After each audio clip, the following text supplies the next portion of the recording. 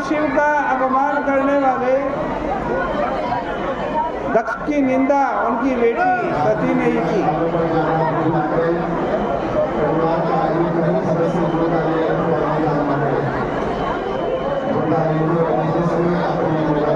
आज कहते हैं,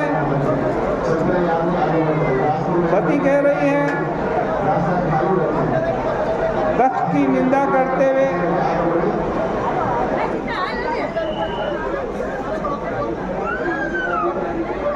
कि जो सबके पूज्य हैं,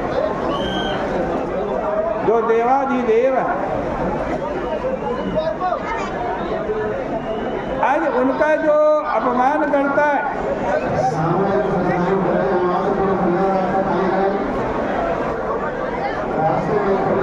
उसका कभी कल्याण नहीं होता।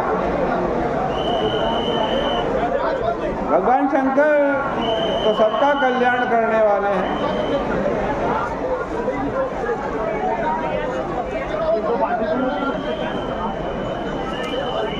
और ऐसा कहते हुए सती ने अपने देह का परित्याग कर दिया उसी यज्ञ में।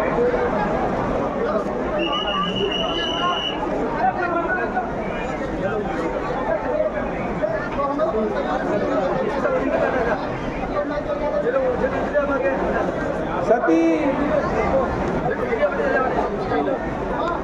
की मृत्यु की खबर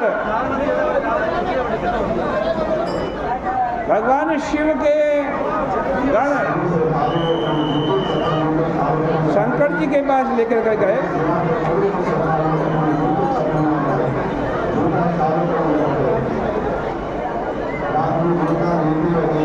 शिव जी को पता चला कि मेरी शक्ति, मेरी अर्धांगिनी, उसने अपने शरीर का परित्याग कर दिया है।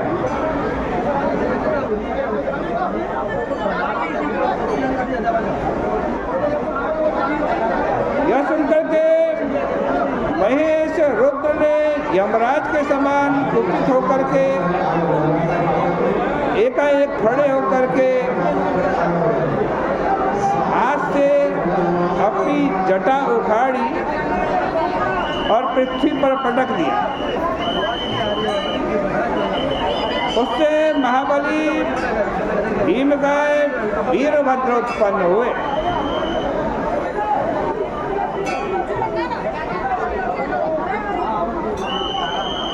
उसकी 1000 भुजाएं हैं, यमराज के समान तेजवान है।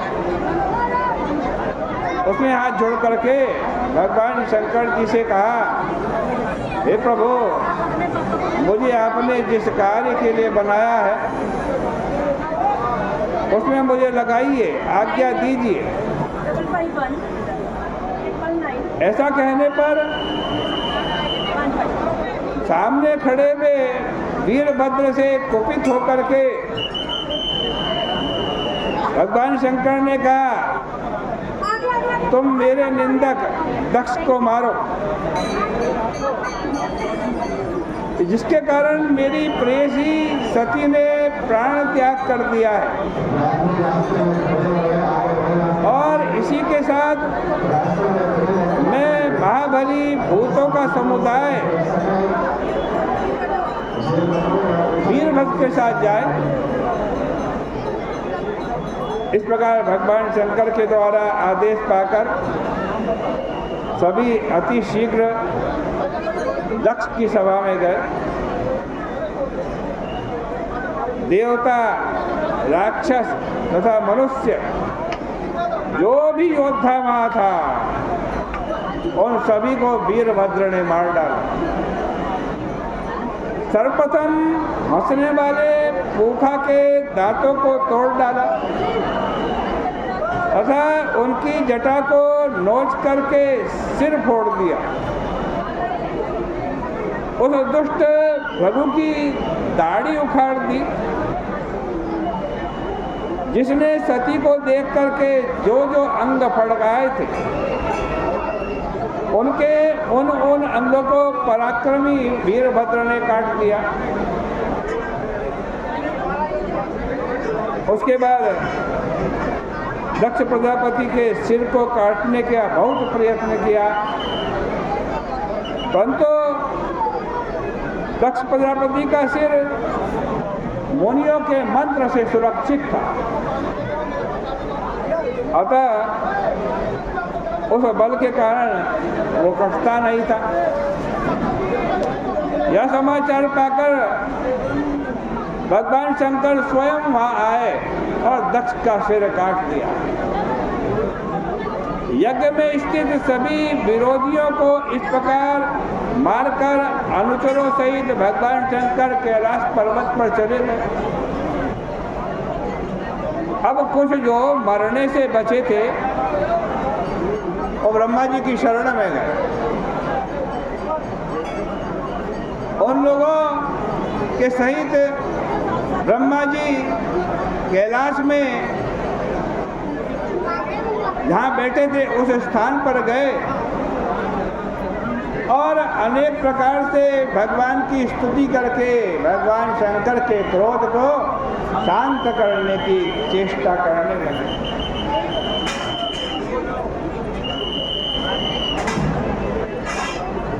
आज कहते हैं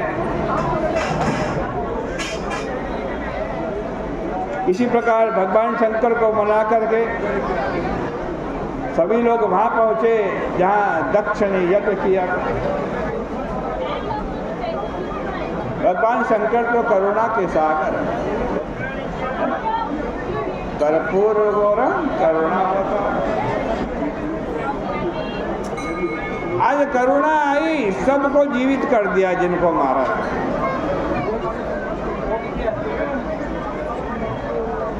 दक्ष के सदों को सबको जीवित कर दिया। अब दक्ष के सिर पर बकरे का सिर लगा दिया। महात्मा रघु को बकरे की दाढ़ी लगाई। भूखा को दांत तो नहीं दिए और कहा तो अन्न को पीस करके खाया कर। भगवान शंकर ने किसी के अंग किसी को लगा दिए, किसी के अंग किसी को लगा दिए। तब ब्रह्मा जी एवं श्री शिव जी के द्वारा सबका कल्याण हो गया। इसके पश्चात महात्मा ने फिर यज्ञ प्रारंभ किया। यज्ञ के बाद सभी देवता अपने अपने स्थान पर गए। नैष्ठिक ब्रह्मचर्य व्रत पालन करते हुए महातपस्वी श्री शिव जी गंगा जी के तट पर पुन्नाग वृक्ष के नीचे तप करने लगे। दक्ष की वह पुत्री फिर हिमालय की पत्नी मेनका के गर्भ से उत्पन्न हो गई, वही पली पढ़ी। आज कहते हैं उसी समय तारकासुर नाम का एक राक्षस, उसने बड़ी कठिन तपस्या की। ब्रह्मा जी प्रसन्न हुए, वरदान मांगने को कहा। तारकासुर ने वरदान मांगा कि मैं दैत्य, मनुष्य एवं सर्प आदि किसी से भी न मारा जाऊं, मेरी मृत्यु हो ही ना। ब्रह्मा जी ने कहा भाई ऐसा तो नहीं हो सकता, मृत्यु तो मेरी भी होनी है। हाँ, तुम अपनी मृत्यु का निमित्त बताओ, तुम अपनी इच्छा से अपनी मृत्यु का निमित्त बताओ, उसी कारण से तुम्हारी मृत्यु हो। तारकासुर ने कहा तो ठीक है, मेरी मृत्यु हो तो शंकर जी के पुत्र से हो, क्योंकि वो जानता था कि भगवान शंकर की जो अर्धांगिनी है, सती है, वो दक्ष के यज्ञ में भस्म हो चुकी है। न शंकर जी का पुत्र होगा, न मेरी मृत्यु। भगवान शंकर ने कहा इसने बड़ा कठिन वरदान, वो तपस्या की है तो वरदान देना पड़ेगा। वर दे दिया। वर प्राप्त करके तारकासुर लोगों को कष्ट देने लगा। अपने घर में उसने देवताओं को नौकर तथा देवियों को झाड़ू के लिए दासी बना करके रख लिया। सब देवता लोग दुखी होकर ब्रह्मा जी की शरण में गए। उन लोगों के द्वारा कहे गए कष्ट को सुनकर ब्रह्मा जी ने देवताओं से कहा कि देवताओं, वर देते समय मैंने उस दुष्टात्मा को यह वर दिया है कि भगवान शिव के पुत्र को छोड़कर तुम दूसरे किसी भी अस्त्र शस्त्र और किसी भी व्यक्ति से, प्राणी से नहीं मारे जाओ। देखो, पूर्व काल में शिव जी की पत्नी सती थी, जिन्होंने अपने पिता के यज्ञ में शरीर त्याग दिया। अब वह हिमवान की पुत्री होकर के पैदा हुई है, जिन्हें सब लोग पार्वती के नाम से जानते हैं। भगवान शंकर हिमालय पर्वत के ऊपर ही कठिन तपस्या कर रहे थे।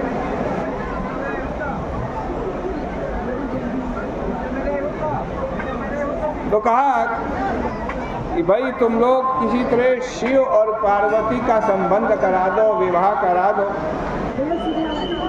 जिससे उनका पुत्र हो, तभी ये तारकासुर मारा जाए।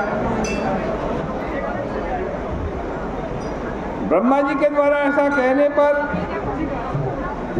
इंद्र आदि सभी देवता अपने अपने लोक में गए। तत्पश्चात पुनः सब देवता लोग इंद्र के निवास पर जाकर वहाँ इंद्र के सहित सभी लोगों ने मिलकर बुद्धिपूर्वक विचार करके देवताओं के स्वामी इंद्र से प्रार्थना की इस कार्य को संपन्न किया जाए। इंद्र ने नारद जी और कामदेव को स्मरण किया। उनके आते ही इंद्र ने कहा नारद जी से कि आप हिमालय में जाओ और जाकर अपनी सारी बात हिमालय को समझाओ।